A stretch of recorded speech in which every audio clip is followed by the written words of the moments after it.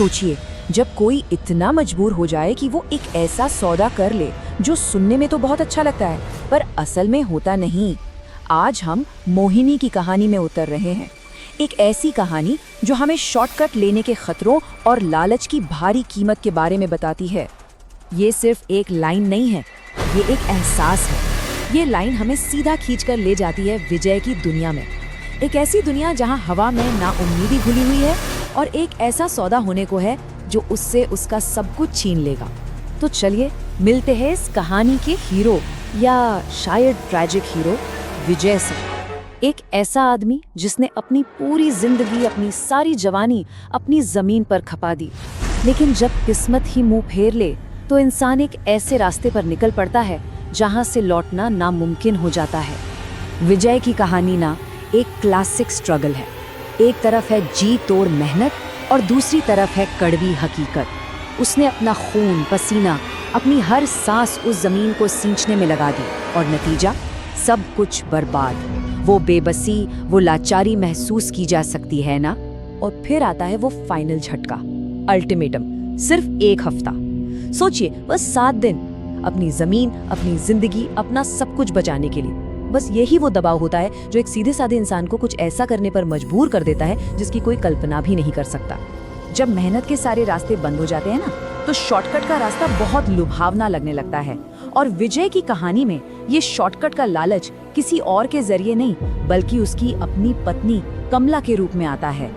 ये सिर्फ पति पत्नी के बीच की बहस नहीं है, समझिए, ये 2 अलग अलग दुनियाओं की टक्कर है।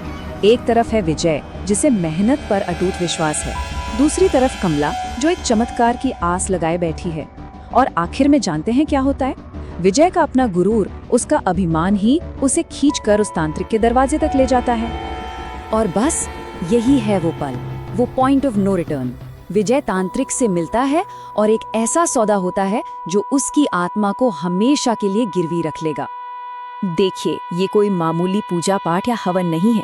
मोहिनी साधना एक बहुत खतरनाक खेल है, एक 2-धारी तलवार की तरह, जो एक तरफ खूबसूरती और लालच देती है तो दूसरी तरफ विनाश का वादा भी करती है।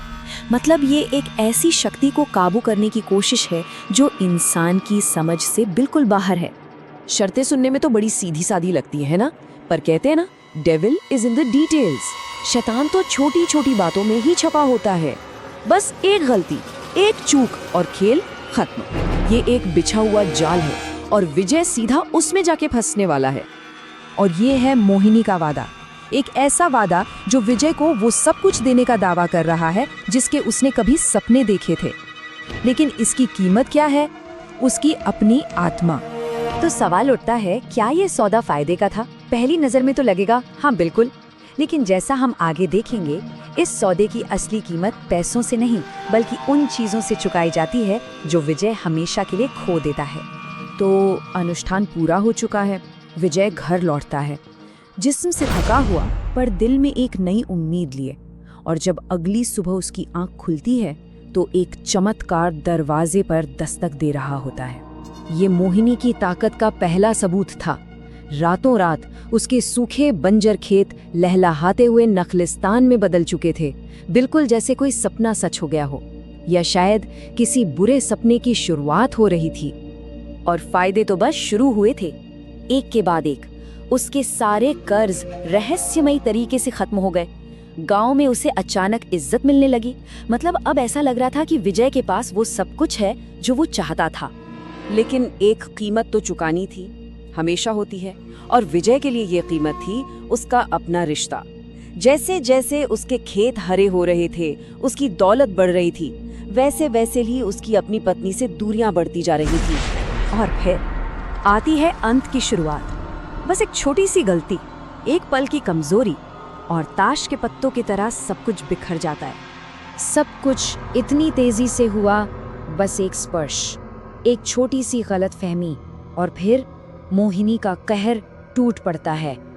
पलक झपकते ही सब कुछ खत्म।